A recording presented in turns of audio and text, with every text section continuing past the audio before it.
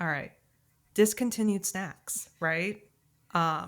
I was looking, I was looking at like Instagram, and I got this random ad, and it was like Ritz Bits s'mores, and I was like, what? They're Oh, back? yeah. Oh And yeah, I forgot about those. I fell into a rabbit hole. I was like, wait a minute, Ritz Bits s'mores went away? And then I went into like oh my gosh, they only have like Ritz Bits with cheese and Ritz Bits, I think, peanut butter, but they got rid of the s'mores. And I remember in high school, I brought those things in my lunch every single day.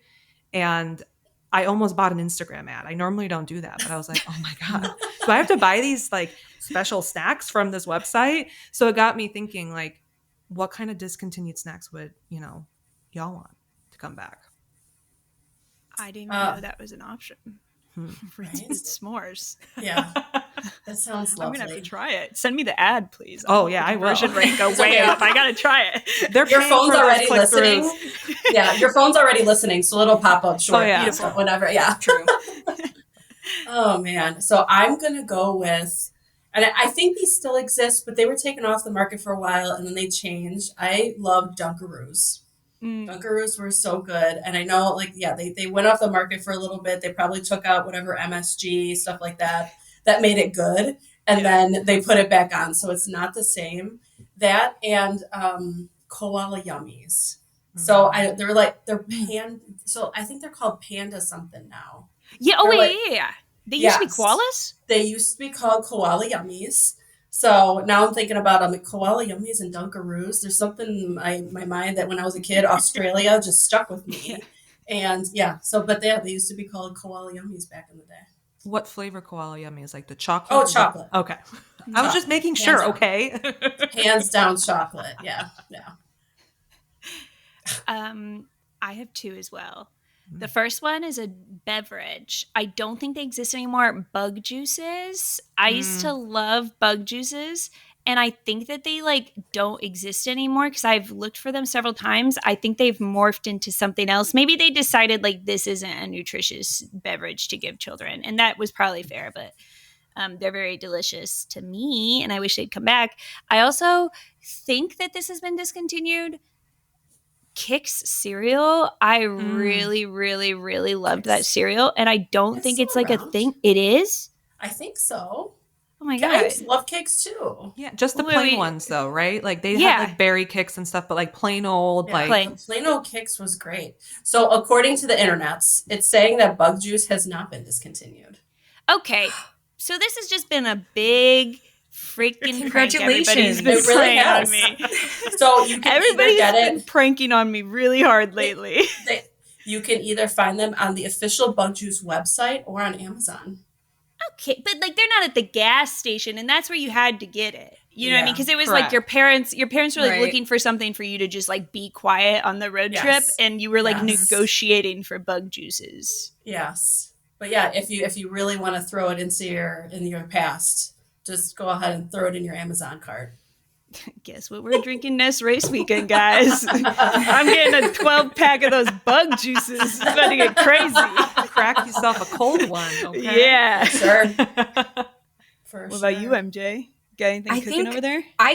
I kind of have two. There's one I can't remember the name of. It was back when like Go-Gurt was first hitting the scene. And they had like the little yogurt like balls, Yogis. like the little balls of, is that what they were called? Yes. Those were, I would love to bring those back. I don't know if they're still around. They might be. They're not. I've tried. Those were so good. And then also, this is around in some capacity, but do you remember when fruit roll-ups, for no reason at all, they're like, we're going to cut the fruit roll-ups into little circles and sell them that way. And so you would just get a bunch of like little teeny tiny circles on a piece of paper, and you would just like pick them off and eat it that way. It's genuinely the same thing as a fruit roll-up, just in a fun form. Isn't But it funny? Just those like would you be change the shape of something and it changes. It's like your favorite type of pasta. Pasta is Yeah. pasta, right? But like it's not, because every shape just has a different satisfaction to it. That like It's an experience. Yep. Yeah. Man, love remember it. when they had tattoos on fruit roll-ups and you could put like you can do Yes. a tattoo Yes. off the fruit roll-up? I'm like, man, Mhm. just walking around with tongue tattoos like I was, super cool. God. Oh, those- Gotta bring or that what's back. it? Gushers. Are gushers still a thing? Yeah. Oh yeah, they're still a Yeah. thing. Those are so good. I guess my adult teeth can't handle all that sugar anymore. There's no way. They would just completely fall out at this point. Yeah, I Yeah, was talking to so. Melena, or it was like the version of Fun Dip where it was a paint can, and the paint can was a lollipop, and you used to put it in the sugar and you would spin it around. And I was like, man, those were so good. But my sensitive teeth would be like, absolutely not. Get out of here. And I'm at the age now where I understand why my mom was like, "That's really annoying. Like you're not opening that Fun Dip in my car." I get it now. Yes. You know what I mean? Like I was Right. picking fights back then, that now I totally get it. It's like, why did you need a paint can full of sugar and then like a brush to roll it around in there? Like that's just the most impractical way to ingest sugar. There's other ways we could get this going. I mean, you got to change it up. I guess, like we said, Yeah, different shapes of pasta. It's just different sugar in different ways, right? exactly. Exactly. Oh my goodness. Well, I think we can get started then.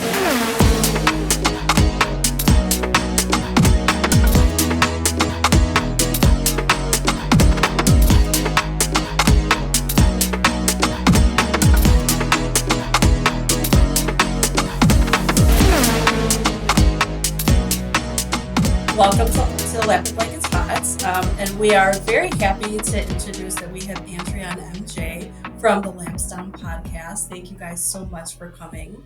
I guess one of questions that hello. Thanks for having us.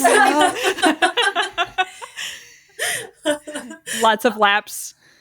All of the laps on this one. If you guys want to go ahead and just introduce yourselves really quickly, tell us how you got into motorsports, what's your favorite series, and any kind of like what are your favorite drivers or teams that you like to follow. Okay, you go first, MJ. Okay, I'm MJ. Series I follow, I'm one of those people where I will follow anything, any series.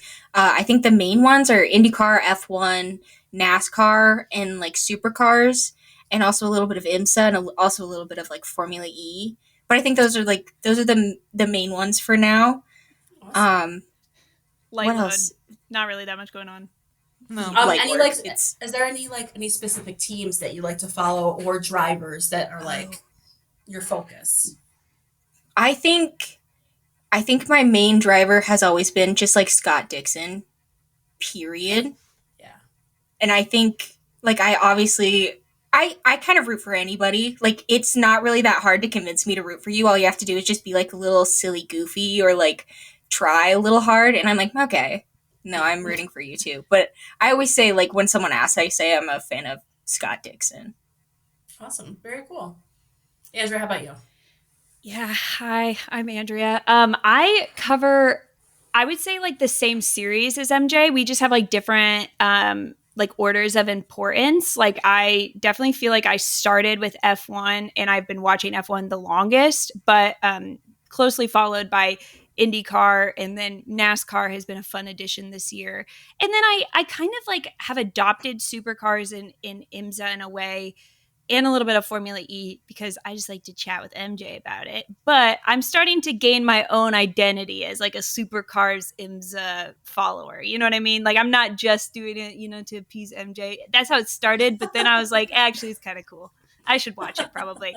As far as like teams and drivers and stuff, I definitely feel like I'm not much of a teams person. I don't really follow teams, mainly just drivers. And in IndyCar, I would say like my favorite has probably been Christian Rasmussen because he kind of actually started around the time I actually started watching IndyCar. So it's like one of those things where like you feel like you're like investing early. You're like, yeah, I've been there since the beginning. It's like by the beginning, you mean one calendar year ago, but you're like, I've been there the whole time. Okay. Whereas like, a lot of other drivers, it's too late for me to hop on that bandwagon, but I still do, love like, for example, like Renus. I really like Renus, and I've grown an affinity for Scott McLaughlin. I don't know that's like a recent development. Okay. Very cool. I do see a chili on your shirt. So are you a yeah. Carlos Sainz fan? Yeah, when I first started watching F1, I was a huge Carlos Sainz fan. I then kind of morphed into a Oscar Piastri Carlos Sainz fan, and then I've always loved Max. I love like personalities in sports.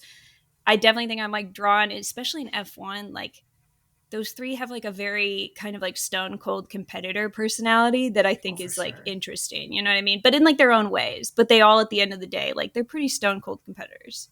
Yeah, they are. Oh, for sure. Awesome. Very cool. So then how did you two meet, right? So you guys started a podcast together, right? So how did you all meet and decide to actually, go into podcasting and content creation as well? We're a little hazy on this. I'm going to let MJ, I think MJ feels more certain on it. We're just, we were strangers from the internet, and I think I was going live on TikTok because you have to go live by yourself for a certain amount of time. It's like a public humiliation thing, and they're like, after you've done it for like 2 hours, then you can go live with a buddy. And I was going live by myself, and I think Andrea like popped into the chat and was just kind of like, oh, I have to do this too eventually, and then we can go live together. And I was just like, oh, okay. And we ended up going live together, and it was a lot of fun, and we would like sit on live for like 2 or 3 hours at a time, and we were doing it like many times a week. Yeah. Wow. And so we were like, what if we just did a podcast? But we were both kind of like, oh no, that's going to be so much work, and we're going to have to edit it, and it's going to be really hard. So we started, and we did like a fake podcast where we got on a Zoom, and we made a podcast solely for the purpose of putting clips out. So there wasn't actually like an episode. But I don't really know how we got from that to podcast, but something happened, and we... Yeah, our first clip popped off, and it went to our heads. We made a clip about IndyCar. We made a clip about IndyCar. We were joking about milk, and we were, like, joking about different types of milk you could use if you won the Indy 500. Like, very, like... I didn't even really, looking back now, I'm like, girl, you're not the first person to talk about milk in the Indy 500. You were not groundbreaking. But at the time, we, like, for some reason, the clip just did really well in the algorithm. And we posted a couple other clips about, like, F1 and IndyCar and stuff. And we were like, maybe we should start a podcast. But we didn't decide to start it till after IndyCar had ended. So we're like, someday we'll talk about IndyCar. we were like, like literally like the week MJ came back from Nashville, she was hanging out with like Podium Pop and stuff, and she was like, I just love motorsports, like we could talk about this forever. Do you want to do it for real? And I was like, yeah. But then it was like, IndyCar's dead, they're never coming back. 6 months before we'll ever hear from them again. So we just were talking about F1 and NASCAR for a while, and then IndyCar became part of the rotation, which we were grateful to get to do this year. Awesome. Yeah, that's very cool. And you guys just hit a year with your podcast, is that right? Yeah. Awesome. Yeah. Congratulations. That also went to our head, by the way, just so you guys know. Rightfully so. Come on. It does. Yeah. Isn't it funny how there's like random clips that you don't think really like are going to do anything or mean anything, and then they go off and you're just like, why did that, of all the things that we've done, why that one? Yeah. So, yeah. I don't know. It's rarely the ones that we think are going to pop off that do. It's actually the ones that we would actively like to not, that they're like, we're gonna feed this to everybody, and they're all gonna like this one, and exactly. And it's like, I don't, whatever. So speaking of like content creation, are there any trends or anything that you have participated in, or that you wish you've done this year? Oh, I have one. I think my favorite kind of trends for like motorsports is like trends that like start within the motorsport community, and like it's not like we're bringing in another trend and like trying to like, how can I make this about F1? But it was actually Andrea's trend that she started last year, where we all got to design our own little fire suits with sponsors on them. Oh yeah. That was my favorite. I had like Dots pretzels and like Build-A-Bear on it and like a bunch of little things. I think that was really cute and fun, and we all got to do that and then like judge each other, which was really fun. Oh, 100%. No, I think it was so really revealing. It was really revealing. I was like, Dots pretzels. 100%. I love Dots pretzels. This is why we have a podcast. We'll get sponsored by Dots pretzels. Come on, yeah, 100%. Right? Oh, There's one I really wanted to do, but I kind of get to a point where I'm like, oh, if I do it and everybody else has done it, like, is it like just me copying? You know what I mean? So I haven't done it. And it's like Everything is Romantic by Charlie XCX. And it's just like a bunch of like, aesthetic-y clips. I feel like I've gotten so much like great B-roll from the year of like going to races and stuff like that. And I was like, dude, what a time to cash it in. I love this song. I got a little B-roll.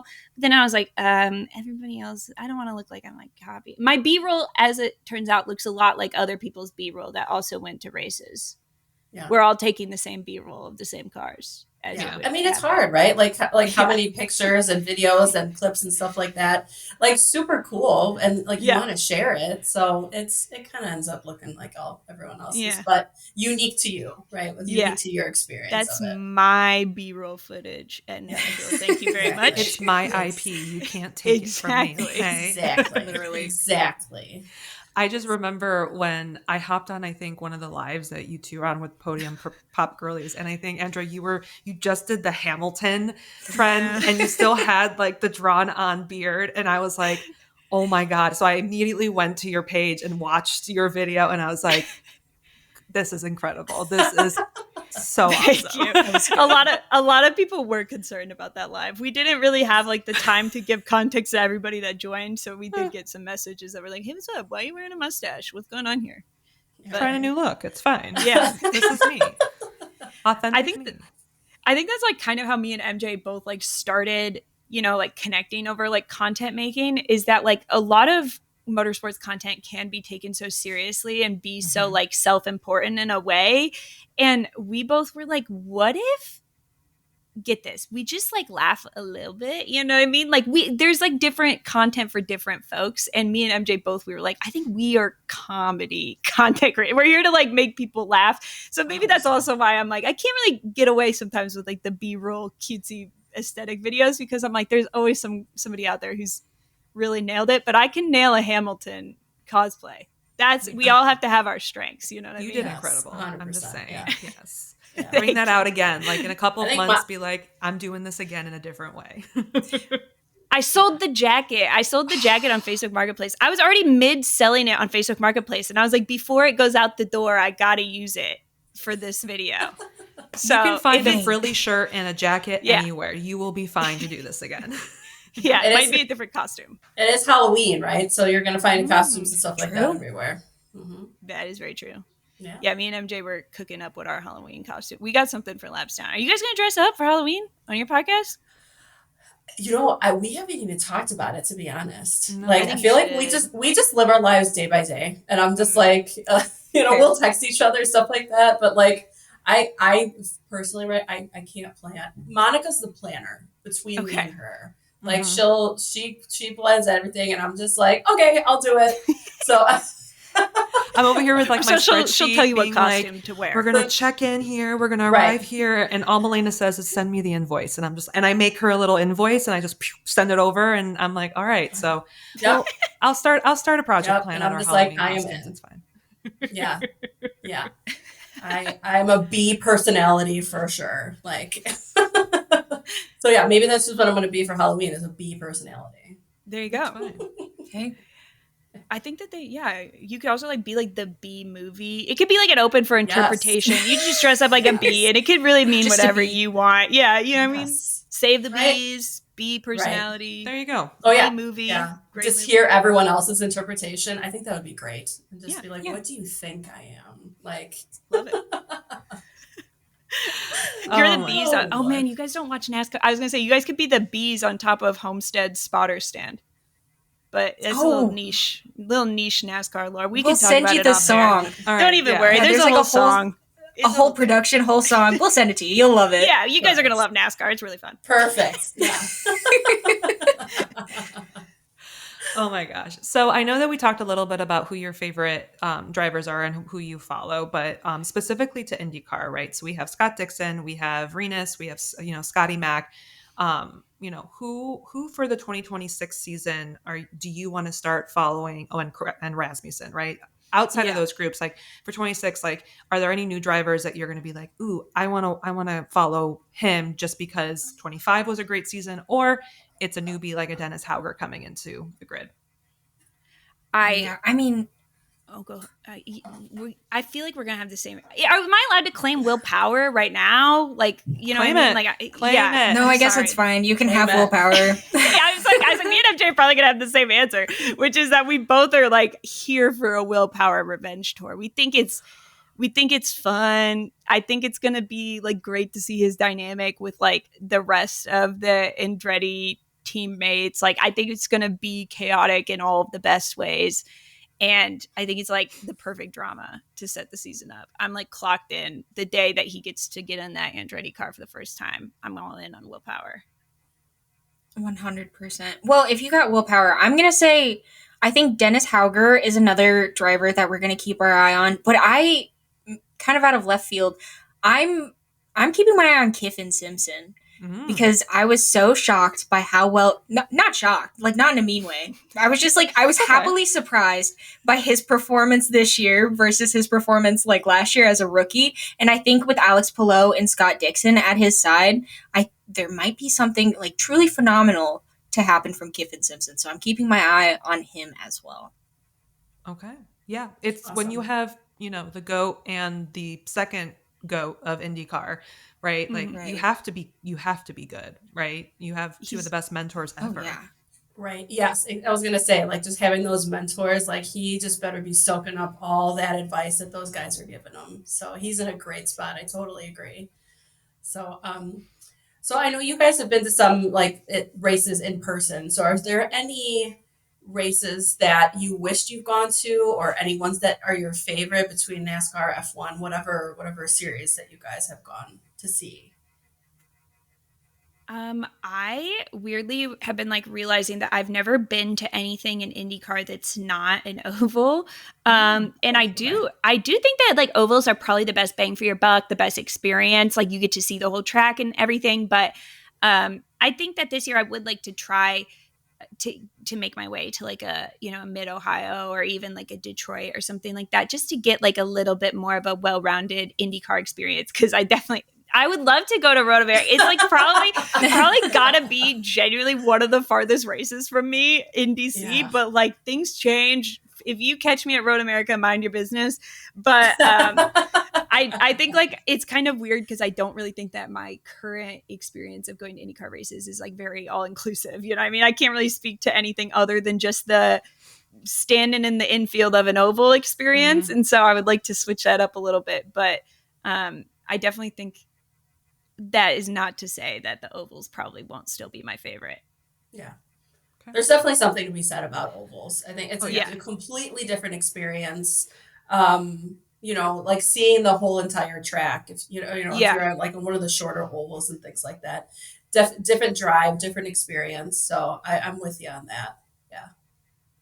How about you, MJ? Yeah, I've also only been to ovals, but I'm so partial to ovals. Like after going to like the street race for Formula One, I was like, I can't see nothing from where I'm sitting.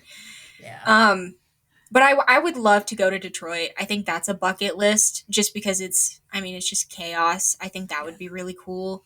We really want to go to the Milwaukee Mile next year. Yeah. Mm-hmm. Oh yeah. So I think that would be a fun one. And then of course like the Indy 500 I think would be cool eventually, just because it is still an oval, but it's like that oval compared to like Iowa, it's 100 times bigger. I think that would be absolutely sick. Massive. Yeah, it was. I mean, we went to the 500 this year. It was so overwhelming. Like it is huge, very different experience. I mean, biggest race events ever.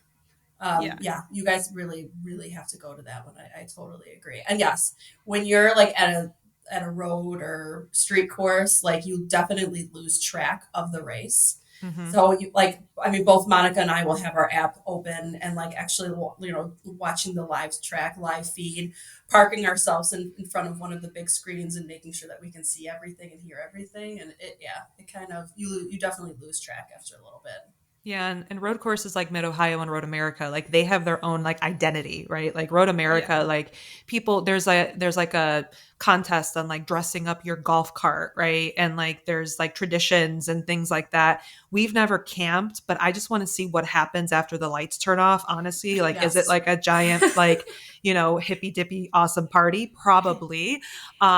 So I think that's what we love about it. But when you go to like a Milwaukee Mile or even in Iowa, you sit up top and you can see everything no matter what, right?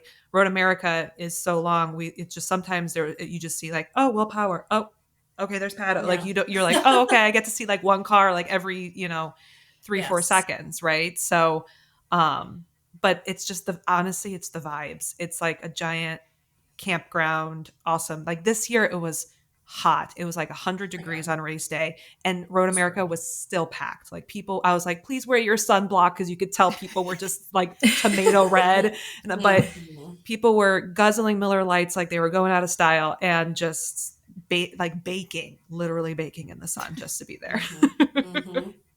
Yeah, it was brutal this year. Oh, yeah. You mentioned how how IMS is so different from other ovals, and like I still haven't gone to 500, but I went to qualifying last year, and I felt like that is weirdly like in racing. Like if anybody were to ask me like what is the best bang for your buck in racing, I paid $30, got to see some of the like coolest things I've ever seen. Like I genuinely am like, this is the fastest these people are gonna go the whole month of May. Like let's freaking go.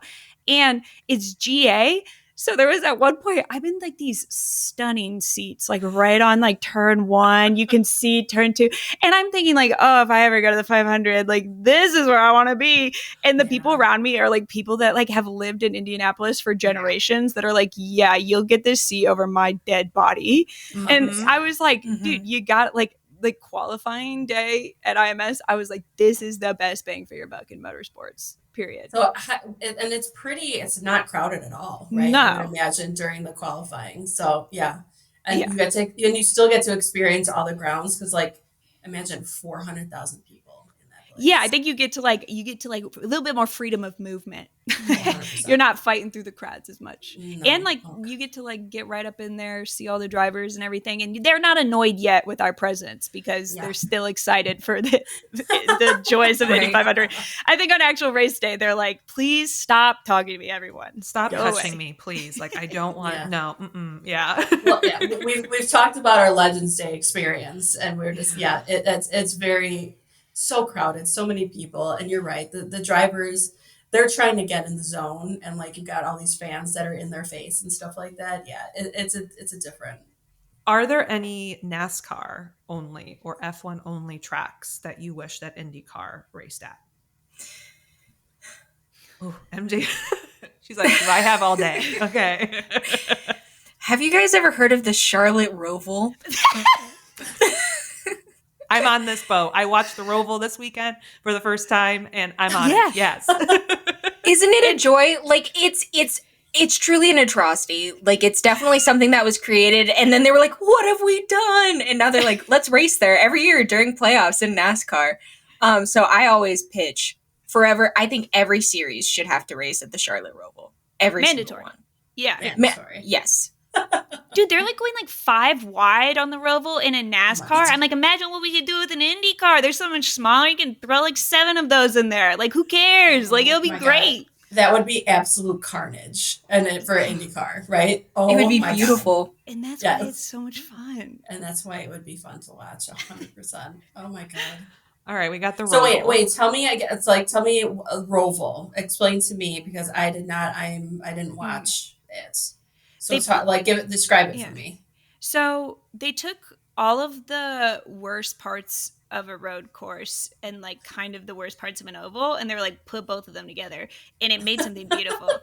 And then like in NASCAR specific, they like made it basically impossible to drive on. Like they've started putting like physical barriers in place, like giant stacks of tires and stuff, because people like would not stop cutting corners and everything. So they're like, we'll put like a giant wall here. So like, the curbs are like ramps. Like they will go off of the curb and get like 2 or 3 feet of air and just like slam back down. Like truly, it should not exist. And I'm so thrilled that it does. Yeah, but like it's so it makes for a good watch. Yeah, because like 100%. In NASCAR, there's like the problem of none of them can really make passes on road courses, because none of them are good at them, except for like literally just Shane Van Gisbergen, and the rest are like having a miserable time. But they'll all like wait till they get to the oval part, and then they'll be like, okay, now I'm gonna make my pass. Okay, now you can't freaking hide from me, because I know what I'm doing out here. But like imagine in IndyCar, you would have like the opportunity for like the road and street course folks to do their business in like the row part of the Roval, and then it's like, and now you have to pay the price in which David Malukas is ready to get his pass in. And like everybody gets a moment to shine. I think it'd be so fun. It evens the playing field for everybody. Exactly. Oh, I love it. So you're telling me that anyone that's coming from F2 that's never raced an oval, they should test in Charlotte on the Roval as like a good way to learn ovals without fully committing to the oval. Right. And Absolutely. we've always said, like, the people that come from, like, Formula 1 and F2 and stuff like that, you have to be a little crazy to do IndyCar. Like, there is a level of crazy that's required. And it, like, the spirit of the Roval would be, like, can you do the crazy? If the Roval's too much for you, you're not ready for IndyCar. You don't have what it takes, buddy. You don't got the crazy. So, like, I think it'd be a great, you know, just, like, this is where the benchmark is. You got to at least meet it here. All right, Roger. Like Roval 2027. Roval. That, oh, you know what? Like that. Put him on it. Like, get him in a car. Yeah, put him in it. Right. Congratulations, Roger. You're driving the Roval. You know what? We'd make so much money if we sold tickets to that. Let's be honest. Yeah. Last time we saw him when we were at Milwaukee, and he was in a golf court or in a golf cart. Throw him on a golf cart in the Roval. Let's see what happens. Yeah. All right, sir. Like as a punishment. Yeah. Him in his golf cart, and then Chip Ganassi on the teeny tiny little motorcycle that he drives around the paddock. Yeah. Let's see who wins. Let's have all the owners on golf carts do it like doing the Roval, and like we'll see who truly is the best. Some of them real still got it in all-star them. You know what I mean? Oh I yeah. think Carpenter's so. about to show him who's boss. It's like I never wanted to give up my seat, but I did for the best of the team. I got this. Yeah. And this AJ is Boy's moment. what? Is he like 98 years old? Yeah. Or something like that. Floyd Let's already throw has a his- golf cart, like a nice one. He could probably, that thing's probably like souped up. Oh, for sure. 100%. Mike Shank would just crash into people. He'd just be like, Yeah. Right. you know. And that's really what the Roval's all about. I think you know people would intentionally crash into Bobby Rahal. Don't you Oh, think? yeah. They'd be like, And this is how Dale Coyne finally wins an IndyCar race. Let's yes. Yeah, so man. And that's added to the list. Congratulations. Yeah, Roval, exactly. you made Instead it. of the Weenie 500, what are we going to call this one? Weenie For all- 500. It's also it'll They're a also bunch of be weenies. 500. They're a bunch of weenies. The Weenie 500. Rich None Weenie change. 500. Yeah, Different tax bracket 500. Different 100% all beef 500. Yes. You know what I mean? Like a little bit more like classy. I love that. Oh, that's love. Oh, that's hilarious. All right. So let's talk about the 2025 season. Are there any hot takes that you guys have about the 2025 season and why? So like my hot take, and I said this when we were chatting with Marley, is they should have closed the pits when Alex Rossi's car was on fire at the 500, which would have changed the outcome of the race, but they didn't. And I think that that's bullshit. MJ, I need you to go so I can temper what sort of hot takes we're giving here. 'Cause Well, I'm trying to I think have of, some like- nonsensical ones, and then I Oh. have some. Oh, we want to hear the nonsense. We love ones them. first. Yeah. Yeah, do you want to start with the nonsensical one so I have time to put together something?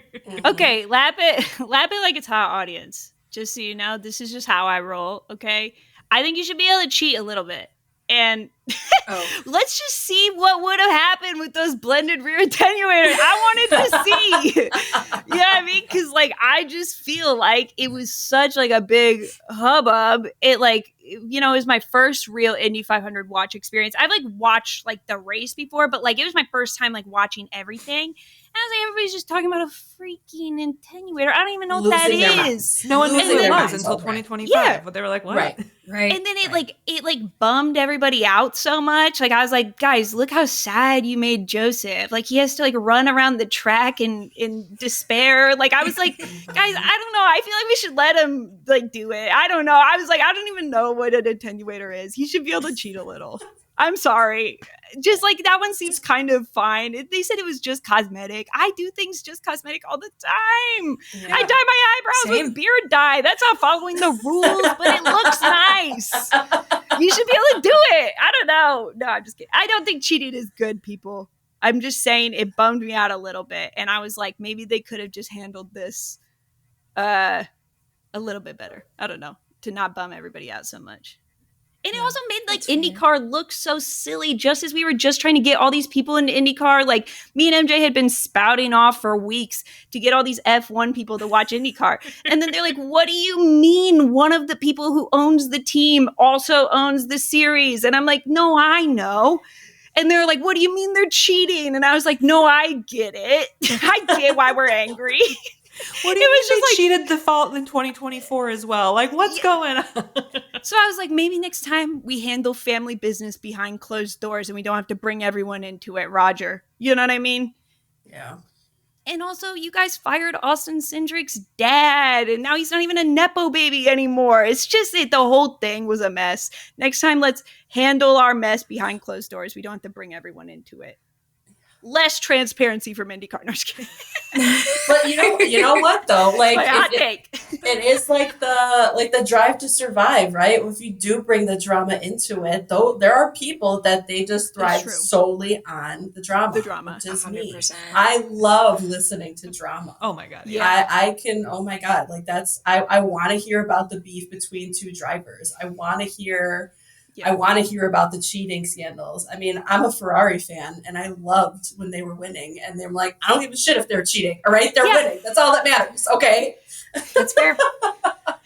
People were at the IMS museum, literally taking photos of the fucking attenuator when we were there. There was a line behind that car. You're not going to look at like all the other cool stuff. You're literally just behind Joseph Newgarden's car from 2024, just taking photos of literally the ass of the car. Like this is what you want to spend your Friday afternoon doing. Got it. Mm-hmm. And I'll do a little extension on my hot take. I understand why Pato fans are upset, but I do not think that it was like fair for people to then try to like invalidate Joseph's win and be like, well, if it weren't for this, like Pato would have won the Indy 500. And I was like, guys, you guys are making me have to research what an attenuator is. That's how much you're making me mad. Because I was like, I'm not like, the more people hate on like Joseph in any way, the more I'm like, I actually love him deeply and dearly. And Yeah. I think he should win every Indy 500 now. Take that. There's the hot take. There you go. Yeah. All right, MJ, your turn. Oh, gosh, I don't have anything near. I'm like, oh, come on, something controversial. I think, well, you just were mentioning Joseph Newgarden. I think that whole Joseph Newgarden, there was like 2 or 3 months where everything Joseph Newgarden did was like, oh, he's actually incredibly unprofessional. He's probably the worst media person to ever exist on the planet. I think that was so blown out of proportion that it's going to go down in history books. It's just like one of the biggest outbursts over nothing. Yeah. Mm-hmm. He was going through it, y'all. Right. We talked, I mean, there was a few episodes that we talked that we're just like, leave that man alone. He needs to go cry in his car after work like everybody else. Because don't pretend that you don't do that, because everybody does it. Oh. And just leave him alone. 100%. He married a Disney princess. His life is going to be okay. Leave him alone. Right? Just give him a second. And like, we all knew what he was going through. Like, it's not like anything was secret. Like, no, we watched the whole Indy 500 fiasco. Like, we saw every single higher up on his team get fired. We've seen him crash 10 times. Most of the times because of Louis Foster somehow. Somehow it was always Louis Foster or Jacob Abel. Like, let him like, if he wants to be a little grumpy, like, he can be a little grumpy. It's okay. Yeah. Yeah. He's had a rough 2 years. Let's be honest, right? Truly. Like, Push to Pass Gate was like one that was like the start of it. Then him and Scotty Mack had their Bus Bros breakup, which I still cry about that to this day. And then he wasn't winning, and I think because people were so they were bored because Alex Pillow kept winning. They were just like grasping at anything to make themselves feel better about drama. They're like, give me more drama, right? Like Devlin 100%. Can't fight Scotty every race. Like, we needed something else, he Devlin's who? What are you talking about? I don't even know who you're talking wasn't he? about Wait, he wasn't last. He was second to last. Okay, RLL's a touchy subject. Now we're just being mean girls. All right, I need to knock it off. All right, I'll stop. We'll reel it back in. But so let's talk about silly season now. Okay. Okay. So there's been a lot of conversation around the open JHR seat, the coin seat, Foyt. Speaking of RLL, maybe, possibly, we have no idea what the hell's going on over there. Do we really think that Stingray is safe in 2026? Is that nothing's been formally announced either? So who do you think is going to take these seats in reality? I think Stingray's safe. Okay. He just seems Stingray. He's mad chilling right now. Stingray is very safe, very comfortable. Yeah. I think Me and MJ think that the Renus situation needs to sort itself out before other dominoes can fall. I did see today just like more and more like affirmation to the rumors that he's going to Juncos, which is, I think, a bit, it bums me out a bit, but it kind of makes me think that that would be like, again, him just taking a 1-year deal to try to find something else somewhere else. And it is getting to the point where I'm like, I need somebody to put a ring on Renus's finger. I need a bigger team to like just like do something. So that means somebody's going to have to get fired. I don't know who, but somebody's going to have to get fired for Renus to get a seat at a big team. Marcus Ericsson. Because it's like, what? I was so yeah, no, I think you're spot on there. Like if it is going to be, if he's not going to Foyt, which that's kind of what I was anticipating in the first place, because I'm like, who's better than an Andretti alliance? Maybe a Penske alliance with Foyt. Sounds like he's gonna go to possibly JHR. If it's a 1-year deal, maybe there's, I don't know, maybe there could be a seat opening up in Andretti in a couple years. I don't like any of them, maybe the 28, but like could really be any of them. And then he could move there. But I don't know. Going to get sent to Europe again. Or they're going to be like, Kyle Kirkwood is gone now. He has to be a reserve driver for Cadillac. That's just like their new way to like get people out of those Andretti seats because they refuse to fire people. They're like, Colton, you're going to have two. I'm sorry. They have to be together to be good. Yeah. So this is going to be a true test. Package Those deal. Americans tearing it up in Europe. That would be like glorious to see. You see Kyle fishing somewhere in like the middle of Europe, and you're like, Lake Como, that he's just like, do one of these. Whatever we got to do to get Rita's to see. I'm sorry, Kyle. Yeah, I get that. Like, you know, one of the other questions that I had was, do you think that Renus fumbled the bag by leaving Coin, right? Especially now with the Andretti partnership. And more info has come, the fact that Dale was not paying him. He basically was racing for free. But they're moving towards a good momentum. Is JHR, is that really going to be the place where he can truly get constant top tens? I mean, that's like you talking about like the momentum. Like I feel like that is important. I don't really see that in JHR. Like I don't see how progress looks the same for them as it does Dale Coyne with an Andretti partnership. Also, like, yeah, Marcus Ericsson's seat very well could be open. And sure, the idea is to put Dennis Hauger in that seat. But it is worth acknowledging, like, a lot can happen in a year. Like, Dennis Hauger tested and he crashed twice. And, like, he's going to be a rookie and he's going to make a lot of rookie mistakes. And I don't think that reflects on him as a driver, but it might reflect on his ability to move up into that Andretti seat. And so if you would have hung out at Dale Coyne and made yourself available and been like, hey, I know someday you want Dennis to be in an Andretti seat, but I'm ready right now. They could have made something work for him that I don't really see what that direct path looks like for JHR. But I don't know. MJ might be cooking on something here. I fear I'm not. If he goes to JHR has issues on like street and road courses is the thing. I don't know if I would call Renus VK like an oval merchant not yet, maybe soon. But it's like he was performing so well in a Dale Coyne, but then it's like, okay, well, he wasn't getting any money. That's an issue.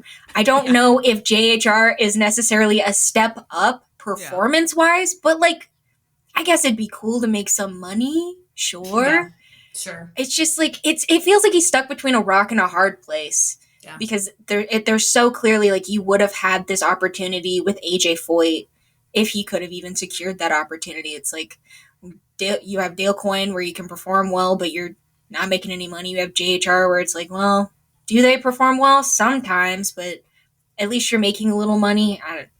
Nothing feels great for Renus right now, in my opinion. As long as he has a seat, though, I think. Yeah. Well, and if he did stay at Coyne, I feel like it would have been kind of like a Danny Rick situation, that you're going to get an Andretti driver, then, you know, that Coyne is going to have that partnership with Andretti. Are all of their resources going to go to Hauger versus me? Do you know what I mean? So like it for me, like it kind of reminded me of like a Danny Rick, that he just didn't want to be the number two. And I don't blame him. And especially if you're not getting paid, you're like, why am I going to stay here? Yeah. So I don't know. I mean, a lot of seats open up that maybe Renus has some sort of like 5-year plan that like we're not clued in on, and I'm like gonna hope that he has like a manager or somebody that's helping him negotiate these things. But I was kind of like, getting a little nervous. Like, Yeah. why did we say for sure not Dale Coyne?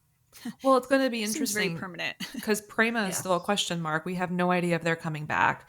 So does that mean, Schwartzy is going back to Europe and Callum's going back to WEC? Like, and Yeah. they're just going to drive off into the Italian sunset and be like, we tried it, bye y'all. Like, we still don't know if they're looking for seats, right? Like, Yeah. we have no idea what's going on there. So Renus might know stuff that we clearly don't know. But if you're dipping into your savings to drive a race car, that's not fun, especially how long he's been in IndyCar. I was going to say, at this point in your career, you're like, no. That's not okay. Yeah. Yeah. Mm. I don't know. The Prema situation's weird because it does get to a point where it's like, so when are we going to get an answer, do you guys think? You know what I mean? Because it's like right now you guys are still kind of giving us the runaround of like, I mean, there's credible rumors to like financial issues related to Prema. And I know like the drivers are like, we'll be at Prema as long as they'll have us. But like, I don't really know how long like the rumors can be out there that they're not maybe coming back. Like, it's like, eventually, aren't we going to get a yes or a no? Or is it going to be literally St. Pete? Because they're not charter. I mean, we could roll up and it's like, oops, they're not on the entrant list for St. Pete. Like, they're not there. Yeah. As an Italian person, that's probably what's going to happen. Like, like they just don't plan. They're just like, I don't know, we'll see. I don't know. You know what I mean? Yeah. So I wouldn't be surprised. It would Maybe be that's the interesting to freedom. see if they are actually for sale, right? With the rumors saying that they're for sale. I'm like, what team? Like, who's going to buy them, right? Like, Yeah.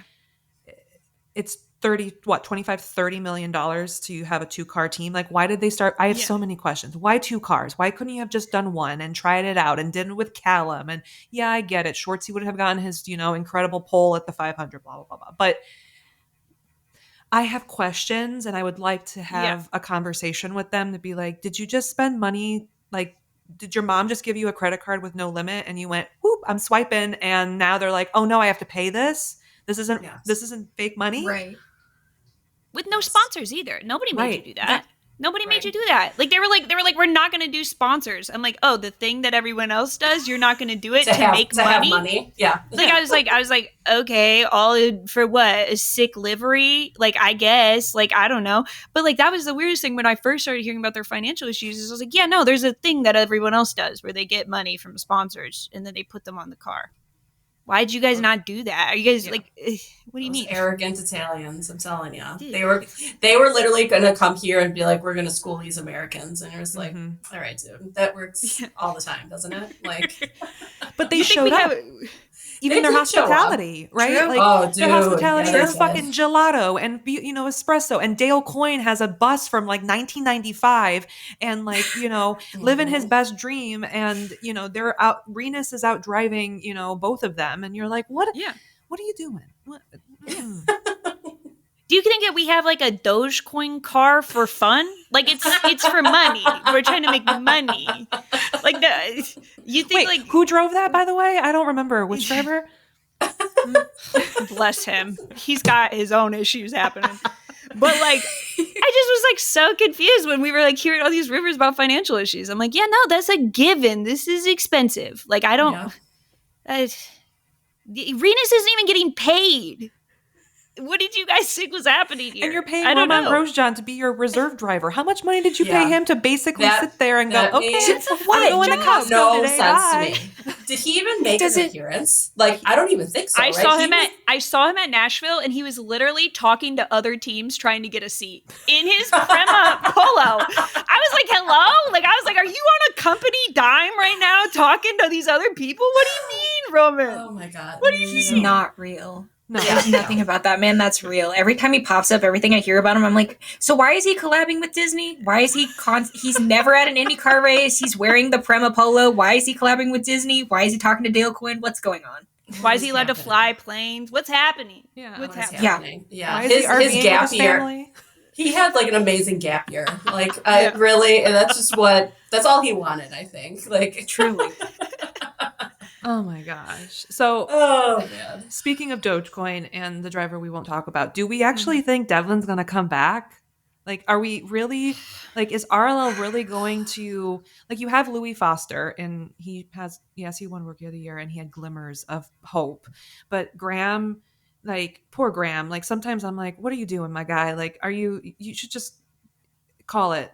Like, you look miserable. And then you have Devlin, who's literally fist fighting Scotty Mack every day. So I just don't get why Oh, he's there.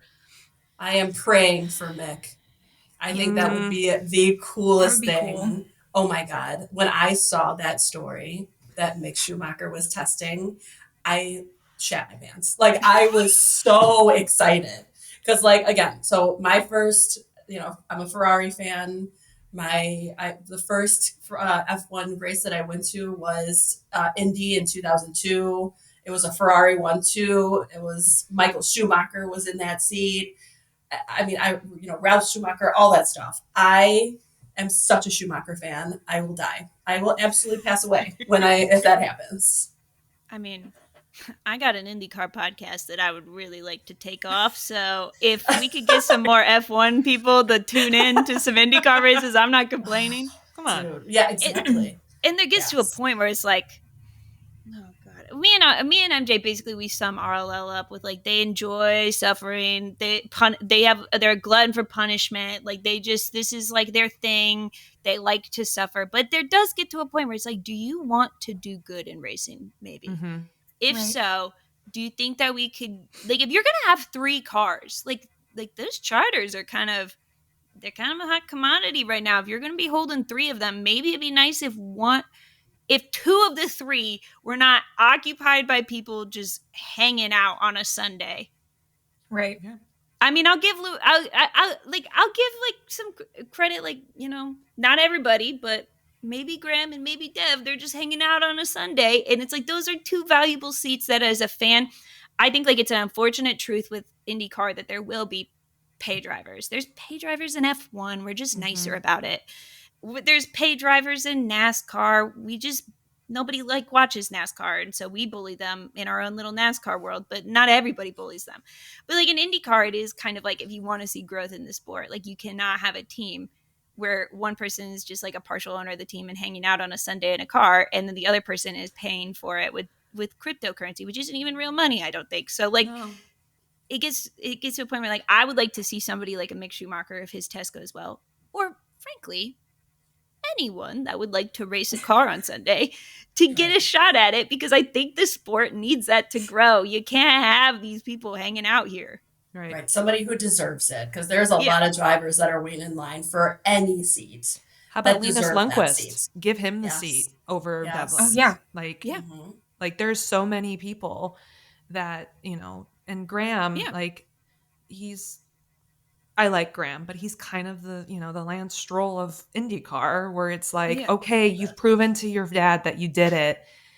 Just do the 500. Have Arlo have a 4th car and just keep doing the 500, my guy. 100%. Let it go. You can work. You don't even have to work for the IndyCar team. You have your own empire you've built. You can just call it, right? You have your own race team, right? Go do that. So he's got his performance race cars that he sells. He's fine. Like, you don't need to do this anymore. no. He even has like a whole coffee shop. It's like, go work at the coffee shop. You've got other things you could be doing. Yeah. Yes. Let Spend time with Venus your in the kids. car. Like, come on. Go to Cars and Coffee, because like that's just what you want to do. We know that's what you want. Yeah. You heard it. And here honestly, first. like being an owner seems like it's sick. Like I would much rather do that in a way, because it's like you're not Yes. actually having to do any work. I mean, half the time, I don't even think he's having a good time out there. He gets out of the car and he's like, "That was the worst Sunday of my life. I qualified 6th, and somehow I ended 18th." And I'm like, "Yeah, I don't know how you did that either. I really don't. That's like talent a bad to time." do that, actually. Like, somehow. Takes talent to do that. I would love to be an owner and just like hang out and like be like, yeah, I boss people around, I drink a little coffee, I'm the owner. I just get to be rich and everybody hangs out with me, and it's more fun than being the driver when people rely on you to do stuff. Look at Ed Carpenter. He let go of the reins and he looks great. He's like, I'm not stressed. I got millions of dollars now.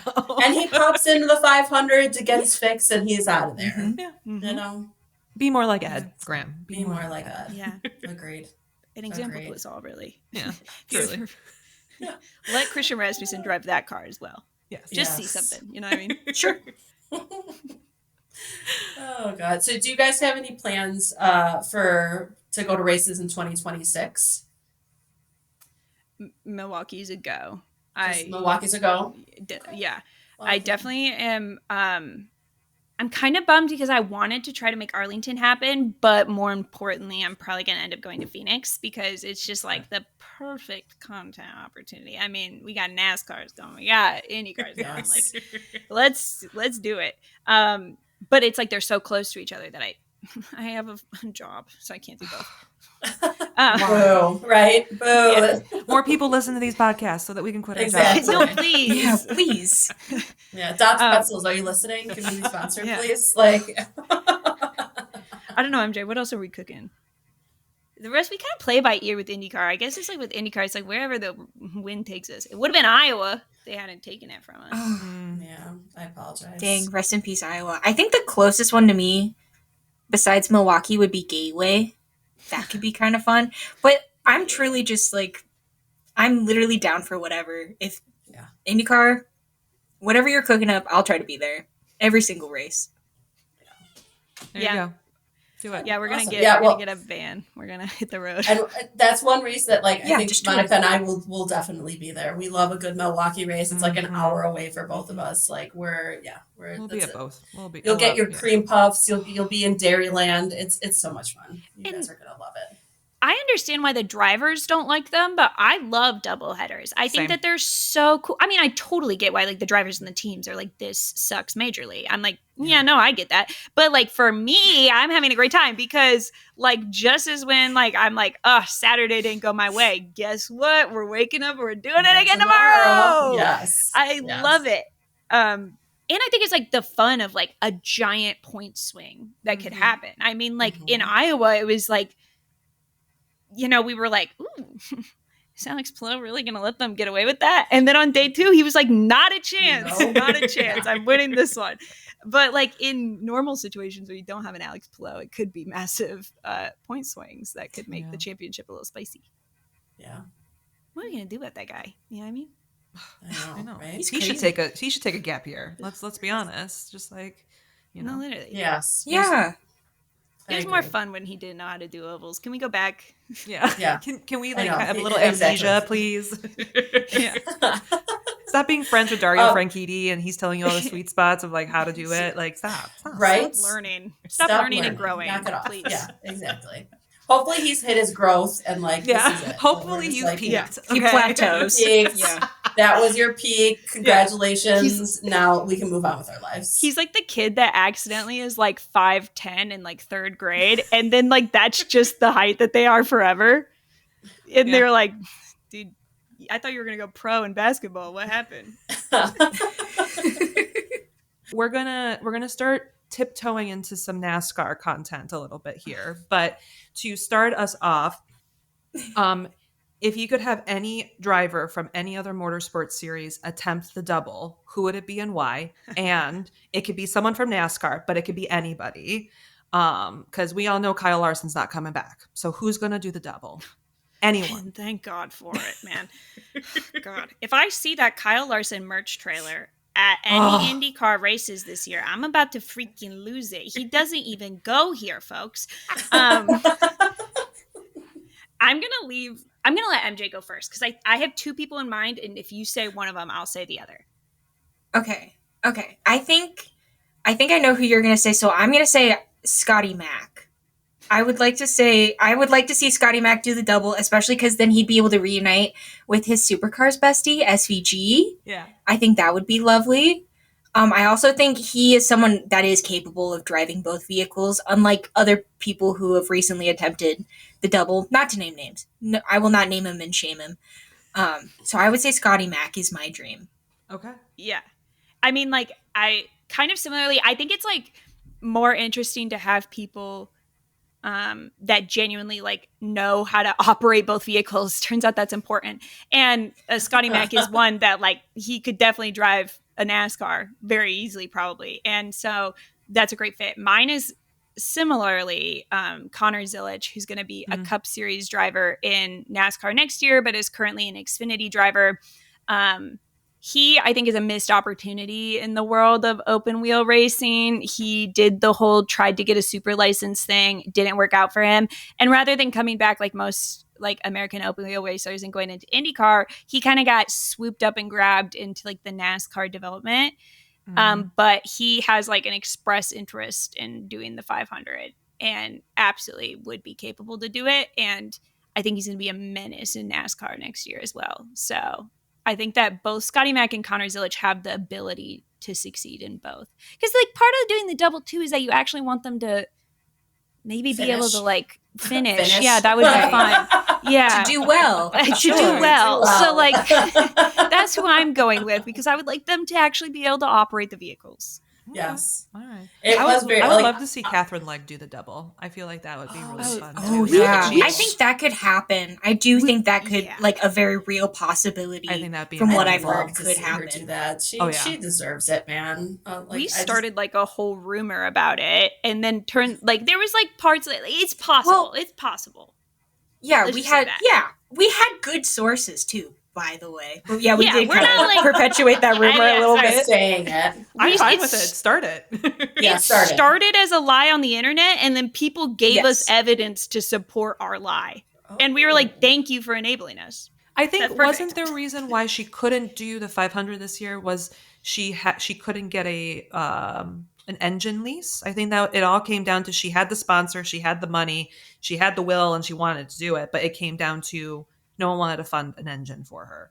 So And like, there's just like limited like chassis and stuff like that, I guess, for the 500. And some teams have some that they are hoarding.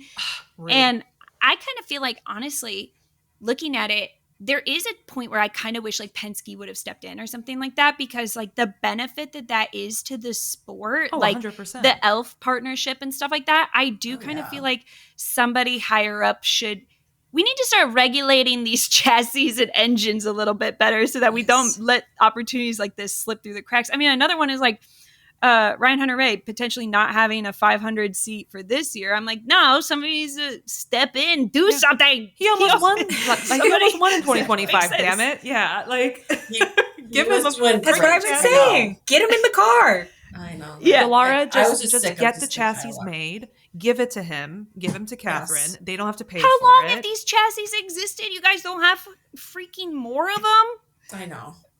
I mean, you guys have had like a Conveniently. several year head start. Like if it was like a brand new chassis, maybe Right. I'd cut you some slack. Mhm. But that's clearly not what we're working with here. So No, these chassis can almost have their driver's license at this point. Like, come on, like we can. There's some somewhere in a factory where they can give some.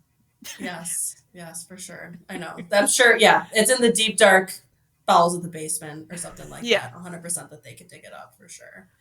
So, so going along with NASCAR, like you were able to watch NASCAR on so many different channels. There's a lot of good buzz about NASCAR when they are on Prime.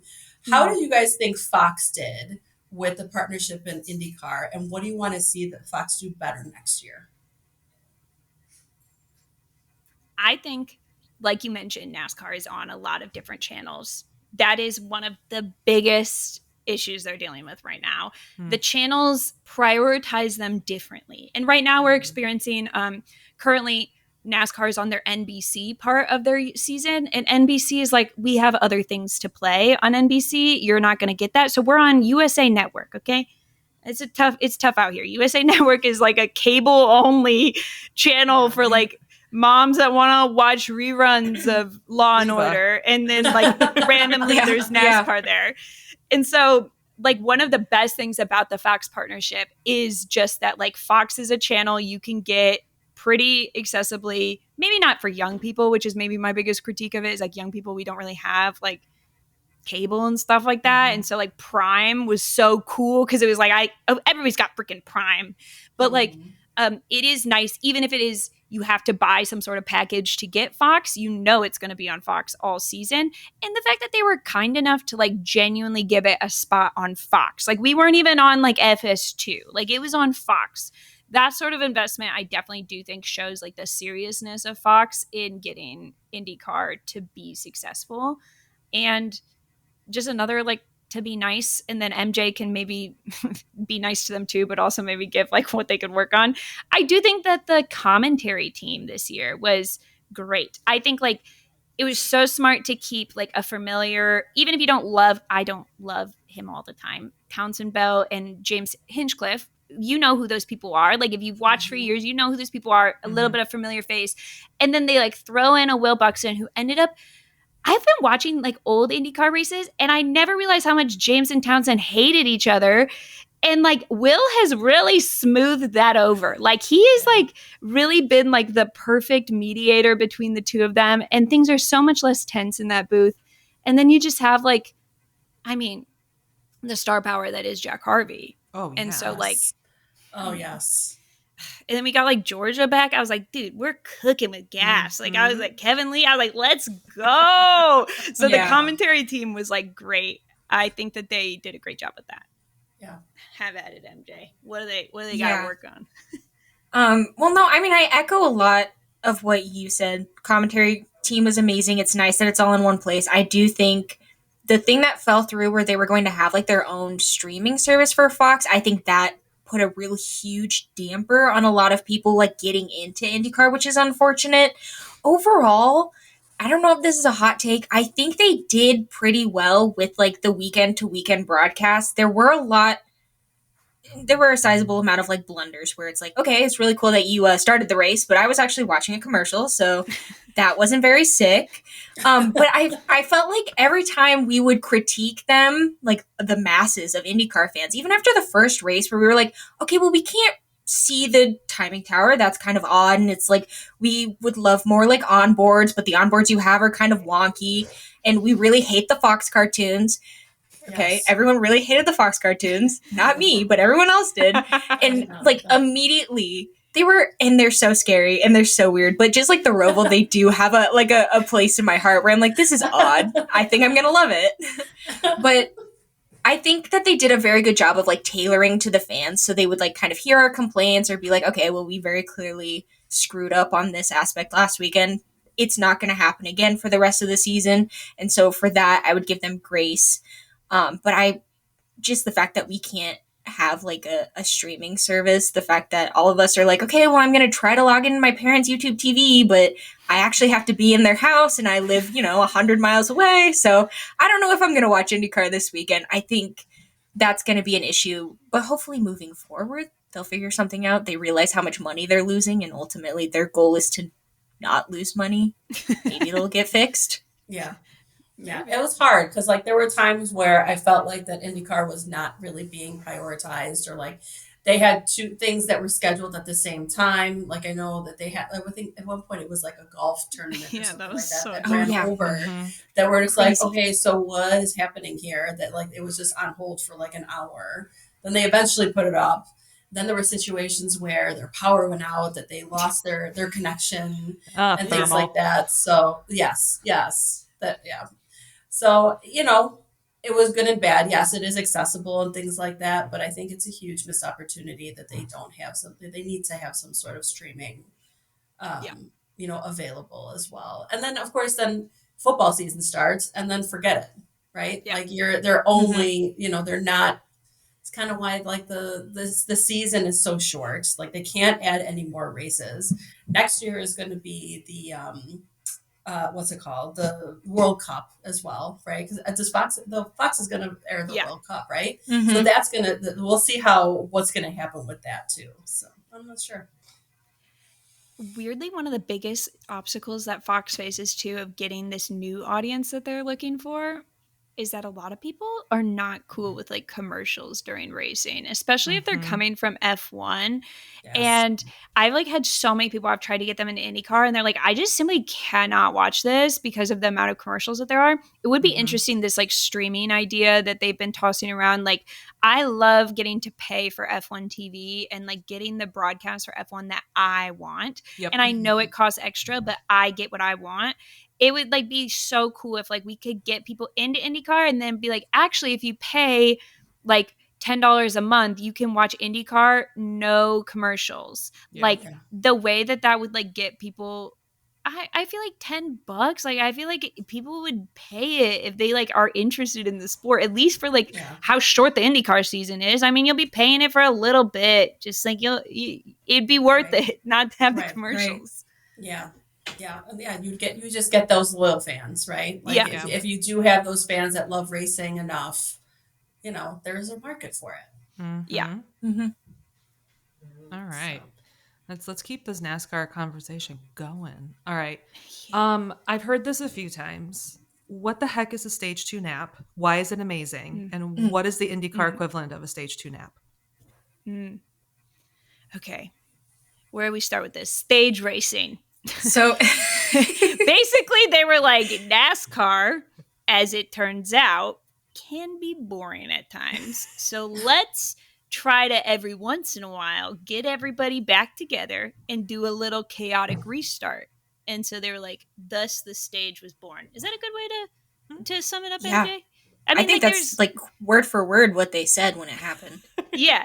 So like they take the race and they chop it in 3, and like every third of the race they're gonna force everybody to like go down pit lane, get their little stuff, get back out there, and we're gonna do a restart. And that's like where the chaos comes from, and it's so much fun. The problem is that I think the average NASCAR race is like 3 hours and some change long, and easily we're all human. We don't have attention spans that long. And so stage 2 is where you like kind of, I mean, like whatever happens in stage 2 might not be indicative of what the end of the race might turn out to be.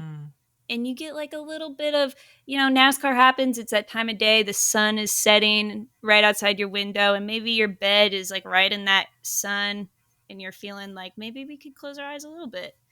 And you're getting like the drone of the cars, and it's perfect. And you just nap. And then you wake up, and now probably at this point is when the chaos is really starting to hit in stage 3. And now everybody's actually racing for a win. I don't know. Is there an IndyCar equivalent, MJ? Of a stage 2 nap. I mean, it's so hard because it's so perfect in NASCAR, because it's like you watch the beginning of the race, you're like, okay, so now I have an idea of how 90% of this race is going to go. And then you've got the end of the race, which is the end of the race. Like that's where the decision happens. And like in the middle, it's kind of a limbo. Not a whole lot happens typically. But I feel like the worst part about IndyCar is like always something is happening, especially on ovals. It's like, oh my God, you guys are going to race this whole time. You're not even going to like go in a single file line so I can take a nap. So I don't know if there is like a perfect equivalent. No, they're trying the whole time in IndyCar. Whereas like in NASCAR, there is a little part there where you're not convinced the drivers are trying. You're like, you guys are just like, hanging out. Check those cars for cruise control. I have not seen them move at all. Like, they're not trying in there. You start hearing them be like, oh, we're fuel saving. I'm like, okay, so what's the plan if we're all doing that then? Huh? Are we all just hanging out? And the answer is yes. Yes, they are. I love it. So don't let the long race discourage you from watching NASCAR. We all kind of give up a little bit and play on our phones a little, and you can do that and you're still a real NASCAR fan. It's okay. Just tune in if you start hearing something about the burn bar, or if you feel like people are starting to cook the last 30 laps. That's when you want to tune back in. Interesting. All right. I do think they should bring the burn bar to IndyCar though. I feel like we need that. Please. Bring the burn bar everywhere. I want a burn bar. I guess it's just like what my fuel gauge. Sure, whatever. Yeah.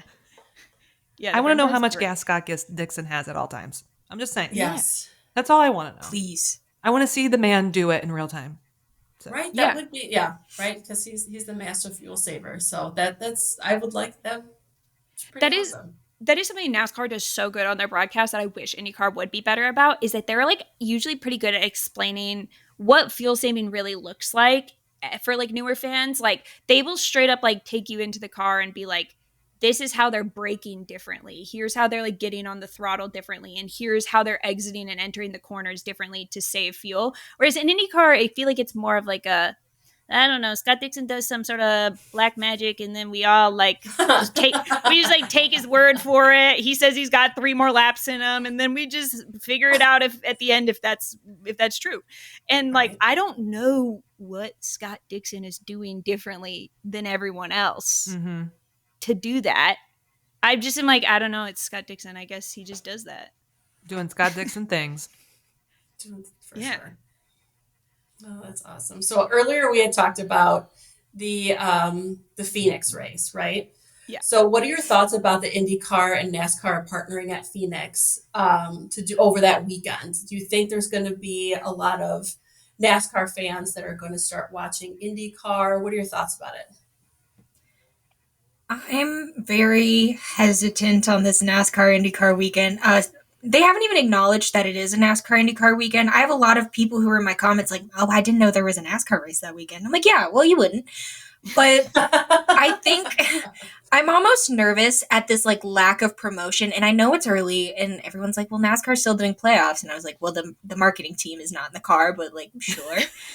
That a lot of the NASCAR fans are going to be like, no, this is like the NASCAR race in Phoenix. We always do the NASCAR race in Phoenix. Oh, they have like a cool little like not feeder series, but support they have like a support series. But I'm not really going to watch those. I'm just kind of here to watch the NASCAR race. And then we're just going to kind of fumble that bag when I do think there is potential because I think IndyCar could put on a good race in Phoenix for them to be like, hey, NASCAR fans, remember IndyCar and remember how we used to be like rivals with them? Well, maybe we could all come together and you could watch both series now. I'm hesitant because I think a lot of faith has to go into both of these series to like actually try to market this. And that's probably like the one thing I will never put faith into either of these series to do. But I'm like optimistic from like a distance. Yeah. I think like a blessing in disguise. A lot of people are like kind of mad that IndyCar is on Saturday rather than Sunday because it is kind of playing into that like we're the little sister, like they're like getting the main day and we're getting like the Saturday. I actually almost think that's a blessing in disguise because it'll be sharing a day with Xfinity. And I think that the fans that like Xfinity racing will be hype for some IndyCar racing. If they can deliver good racing at Phoenix in IndyCar, I think that you could gain some real fans because people that watch Xfinity racing, they're true motorsport fans. Like they're watching like what is essentially a feeder series to NASCAR, and they will tell you up and down, and they mean it with their whole heart, that it's better than the Cup Series racing.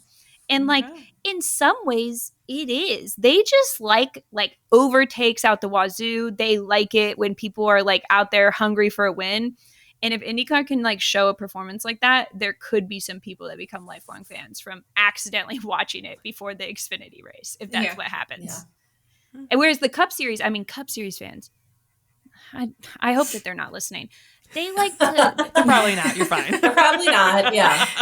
We have no branding of that on our stuff, so I think you're safe. If you guys think like IndyCar fans complain a lot, I mean, Cup Series fans, they hate Cup Series. I'm like, why are we here? You guys don't like it here. You guys are not having a good time. But the Xfinity Series fans, I mean, they love racing. So if IndyCar can show them some good racing, they will tune into other races, I believe. Well, I guess we'll have to wait and see, right? Phoenix in March is beautiful, so hopefully it'll be a packed stands and all that fun. That's gonna be a nice race. Ooh, yeah, can't wait. Nice. Gotta go to Goodyear, Arizona. Heck yeah. It's not Scottsdale, just saying. Important for me to note because I would probably have gotten an Airbnb very far away. Yeah, it's like 45 minutes from Scottsdale. So it's like the Nashville race where it's not in Nashville. Yeah. It's Nashville adjacent. So. But you need a little commute in. It's part of the fun. Well, and it's Arizona. You need a car to go anywhere. So now that we're in the round of 8 of playoffs, correct? How are y'all's brackets doing? Bad time. Bad. My bracket does not exist anymore. I was so wrong about, and I think what I did, not that I'm actually pretty superstitious. I think I accidentally like jinxed myself into just like the worst possible bracket moving forward. Unfortunately, everything I wanted to happen, they were like, that's crazy. That's crazy you wanted that. Here's actually the worst possible scenario, and we're just going to roll with that. Okay. Yeah. I purposely didn't put people on my bracket that I actually thought could do well because I didn't want like them to be jinxed by my bracket. So like there's a lot of people that I still like in playoffs. There's a lot of people gone but never forgotten. I mean, like truly. And I have been pretty bummed. I think this last round hurt pretty bad. I'm not going to lie, because I believed in my heart of hearts that somehow Austin Cindric and Bubba Wallace could make something happen. And that's just not what happened. But to be honest, the playoffs that exist right now, it's like the 3 big teams of NASCAR are the teams that are left. So it's like sensical in a way. Like, it's like, well, we could have seen that coming. We just ignored the reality that we live in. Yeah. There's just no whimsy in the results. I think that's why I'm disappointed. I'm like, no, yeah. Like, if I look at the stats and the numbers and the performance, this makes sense. But, like, where's the fun? Yeah. There's no Cinderella story, right? It's kind of just like, all right, business as usual. The underdog, yeah. Yeah. Those are the reasons why I feel I like racing, is to watch those underdogs win. Yeah. So, okay. Maybe next year, Austin Cindric. Maybe. Maybe Joey Logano won't make the playoffs one year, right? That guy. That's all I know. I watched one race and I was like, oh, that's all you need to know. Dude, you're there. You've got it. You guys should have a NASCAR podcast. It's really easy. You just basically say that and it's really good. Don't like I'll be honest. honest. And I'm guilty. I've never watched a NASCAR race. I'll be very, very honest with you guys. So well, there's always this weekend. When there's always this weekend, I suppose. I can just jump in. Listen, we don't have to go to the shitty Chicago street race now. We can go to the Oval, and we can actually go next season and not hate ourselves in downtown Chicago on 4th of July weekend. I mean, but like, you think Joliet's going to be much better? I like the Speedway. It's better than going 85 on Lakeshore Drive. Yeah, that's very true. Because that's Friday afternoon in Chicago. Yes. And by then, like SVG will have ovals figured out. So you might still get to see them win. And it'll be a win-win. Yeah. All right. Oh, man. All right, so there's rumors that Interlagos is going to be on the calendar for 2027, and hopefully IndyCar will get their shit together to make Mexico happen, right? Mm-hmm. How do you guys feel, or what are your thoughts about an F1 IndyCar doubleheader weekend? Do you guys think that's even possible? I don't think F1 likes to be humiliated in that way. I don't think that they would allow that to happen. That's fair. I think IndyCar's like a little something you introduce F1 fans to, where you're like, you know how every week you show up to F1 and they say the cars are too big to pass each other, and you think, what am I watching this for? What if I told you they make the kind of the same thing, but they can pass each other? What do you think about that? Yeah, right. Do you think the royalty of F1 would ever just be like, no, I don't think so. Like, I think F1 genuinely is. I mean, I might be like, making things up a little bit, but I think F1's a little scared of IndyCar. I think that like one of the worst things that could happen to F1 is the success of IndyCar in a way, because they want these American fans so bad. And right now, American fans, they're accepting mediocrity. But if they were to be introduced to IndyCar fully, I think that would be F1's worst nightmare. I don't know. Listen. What do you think, MJ? Interlagos 2027. Okay. Okay. Colton Herta kicks ass in F2. Okay. Kicks Checo. I like Bottas. Kicks Checo out of his seat at Cadillac. Races an IndyCar doubleheader, and he does a double. Does both. Yeah. Unfortunately, I'm sold. I think sign me up. I think that sounds really, really good. I think it would be I think it's a cool idea. Like, I think that would be really cool, especially to see him go back to back on the same track. I think, but Andrea, I think you're right. It's like once you get those F1 people into IndyCar, it's like there's no going back. Suddenly they're watching NASCAR, and it's like it just barrel rolls from there in the best way. Yeah. Yeah. Well, and I feel like anytime you do get someone in F1, would you ever do the 500? IndyCar is way too dangerous, right? I think Piastri said that. Ralph Schumacher also talked about Mick, that he's worried that it's that IndyCar is dangerous, and you're just like, really, guys? You really think that it's this dangerous at this point? But yeah, they really are afraid of IndyCar. Yeah. Fernando Alonso, I think, is the only man right now in F1 that's like, I'll do it. I'm crazy enough. Sign me up. Yeah. Well, he did do it, didn't he? Yeah. He did do it, but I know he wasn't successful. But he wasn't crazy enough. He wasn't crazy enough. He needs to be angrier, grouchier, and crazier. I think he's too old at this point. I think in his prime, like when he was like back in the day, and I don't even know when he did the 500, but like when he was younger and a little bit more, spunk with him, I think he would have been better. Yeah, I think that like F1 drivers are a little too aware of like it hurts when you hit the wall. Yeah. You know what I mean? But then like you listen to IndyCar drivers and they're like, I'll do it again. I'll do it again. I don't really care. So like, yeah, I think concussion. What's that? Yeah. What? No, concussion protocol? What? What is that? Yeah, you see Colton Herta like flipping over during Indy 500 qualies, and then he got out literally 4.5 hours later. Half the grid on F1 would probably be like, all right, out ski, bye. Like I'm going home for the weekend. Like I'm good. Yep. Yeah, I think like Interlagos, I think like if I were to think of like F1 tracks that like Indy cars would like absolutely make them look silly and make F1 look silly on, me and MJ always talk about Zandvoort. It would make F1 look silly because like there's like some banking. And dude, we saw F1 drivers trying to pass on the banking and they all crashed. There was like 3 of them. And I was like, dude, this is amazing that they cannot do this. I was giddy. I thought this was so fun. I was like, get some Indy cars out there. That'd be so fun. Yeah. Listen, IndyCar race at Zandvoort. I'll take it. There were rumors that they were interested in talking to them. Yeah. I was going to say, say, Zandvoort's getting kicked from F1. So like, and they were like, we would love to continue to operate as a track. So how can we make some money? And we talk about people that are crazy enough. Kimi Antonelli went for the pass on the banking. Did he crash horribly wrong? Yes. But I was like, dude, he's got the crazy. Keep cooking on that, kid. You're going to do the double someday.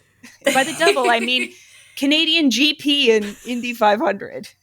Hey. Oh, I would love to see good old Kimi, right? You could do something where you did like early Montreal, then you do the 500, and then you end it in Charlotte.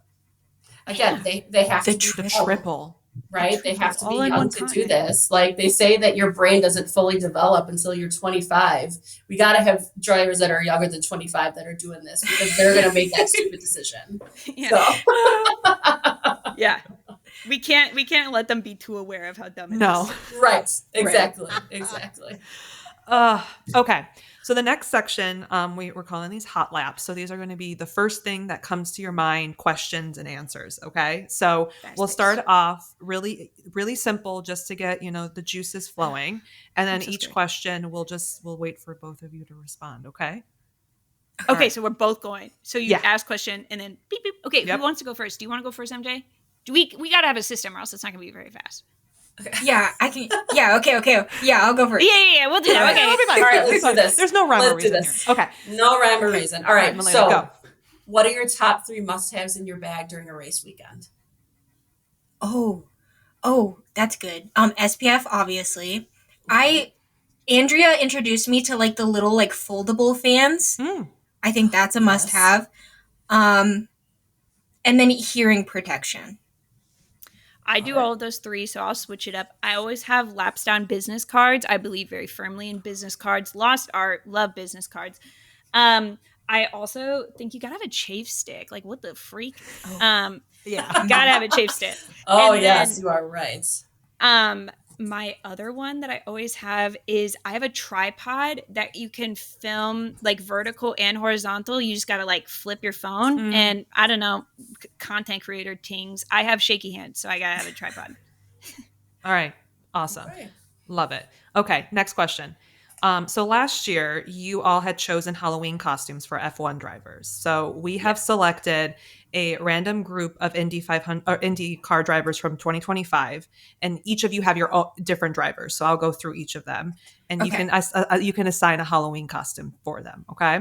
So for Andrea, you have Scotty Mac, Schwartzy, and Nolan Siegel, and MJ, you have Stingray Robb, Louis Foster, and Alex Rossi.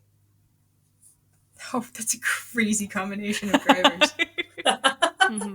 Is it a group outfit or are they all individual? Either one. You can do either one. You can have fun with it. I just think it'd be really, I don't think they would ever do this, but I think it would be really funny if those 3 specifically were the K-pop demon hunters. If you're familiar. Yes. I think, and obviously Rossi would be like the main. Of course. The main girl. I think her name is Rumi. with the braid. And like they would have the wigs and they would have the outfit and they would perform, Yeah. obviously. We'd buy tickets. I think that would be, I think that would, Hilarious. I think that'd feed generations. Okay. Scotty Mac, I think he would be great for like dressing up as like the ugly monster in like a family costume trio where like his daughter gets to be like the pretty princess character and he gets to be like the ugly monster character. Like I'm thinking like some sort of Disney situation where it's like, sorry, you have to be like the dragon from Sleeping Beauty. It's the only option we could go with, Scotty Mac.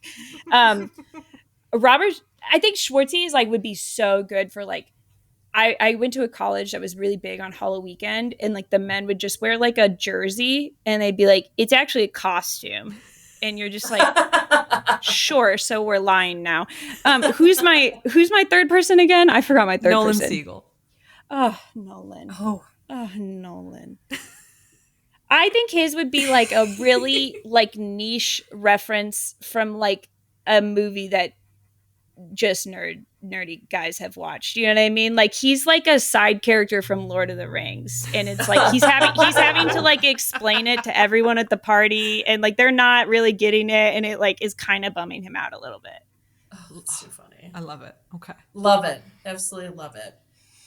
Okay, so what IndyCar drivers would you guys assign to race in Monster Jam if you can assign them a car? So are you guys familiar with any of the Monster Jam trucks? God.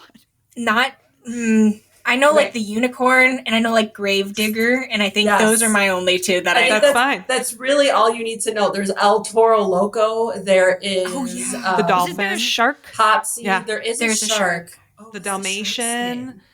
Megalodon is the shark. Yeah. Okay. So is there any, we'll say like pick one driver and pick, who would you put them in what monster truck? And it's IndyCar.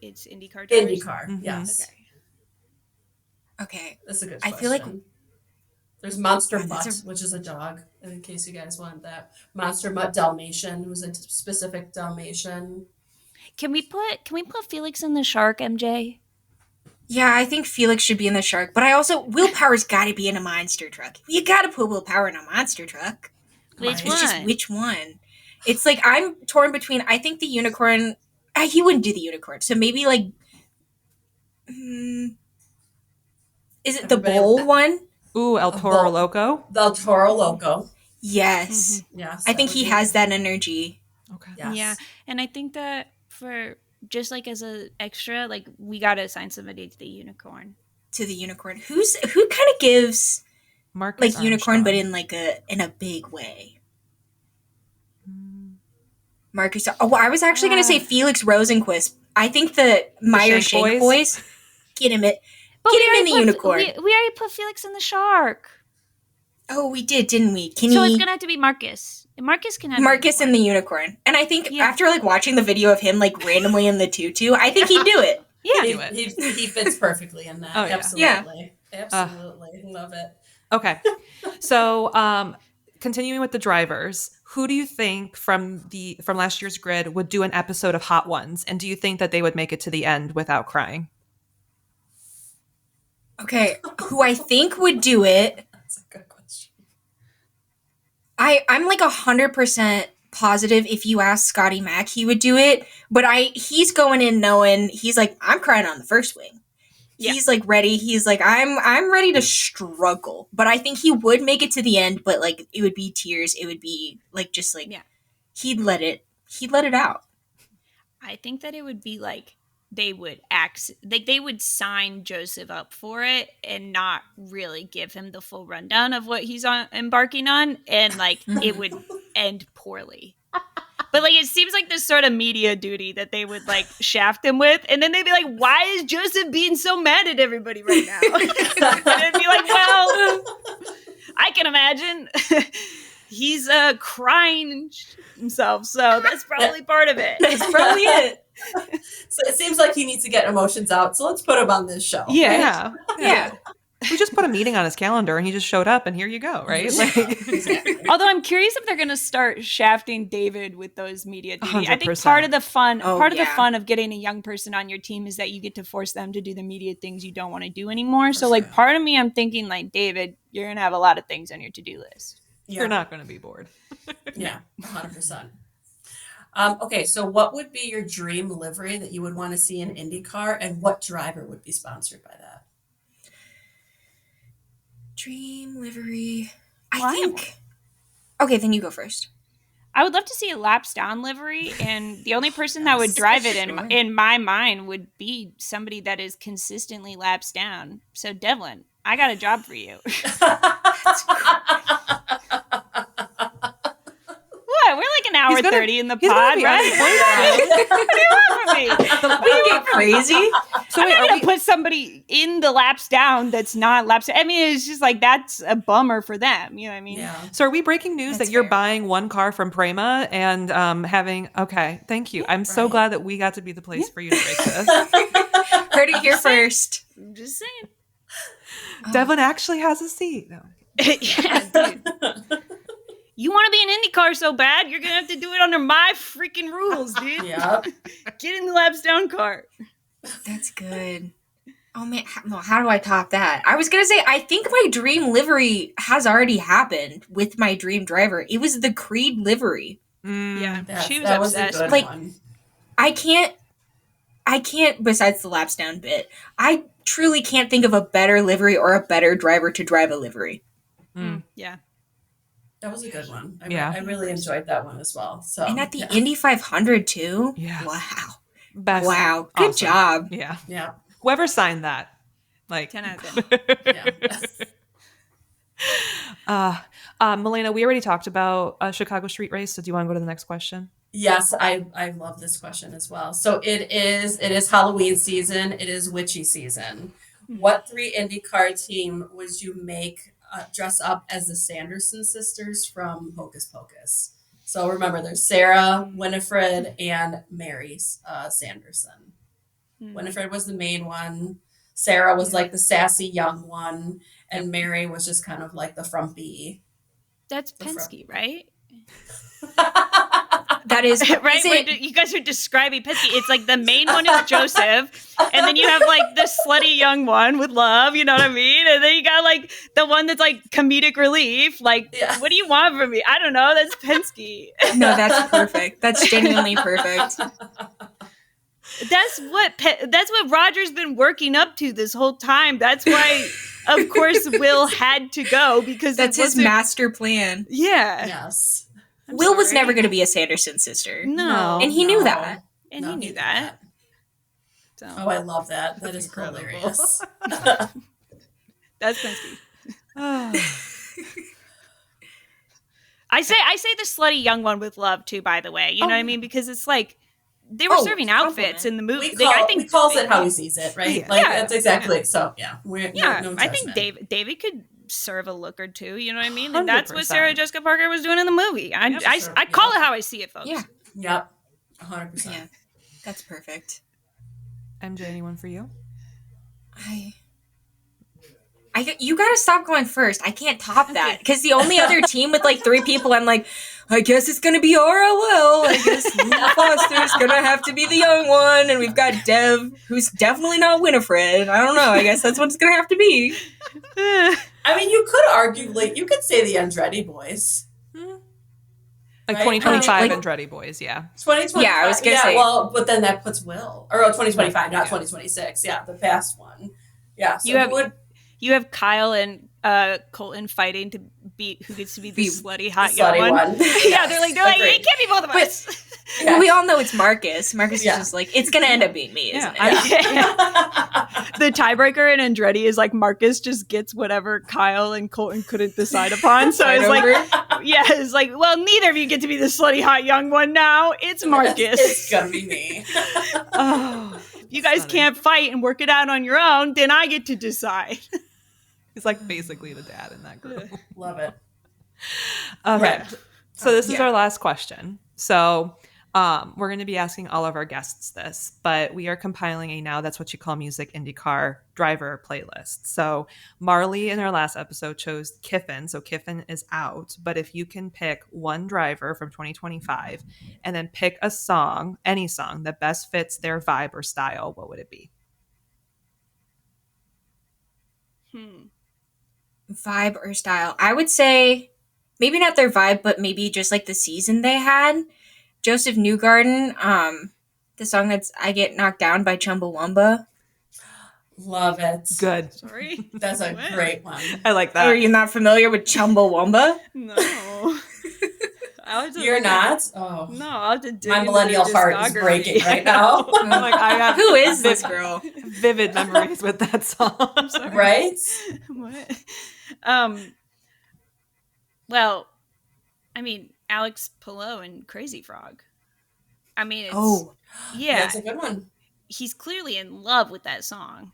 We've decided. We've put this on to him. I think he's in love with the song Crazy Frog, and so thus it's on his playlist, surely. It has to be. Love it.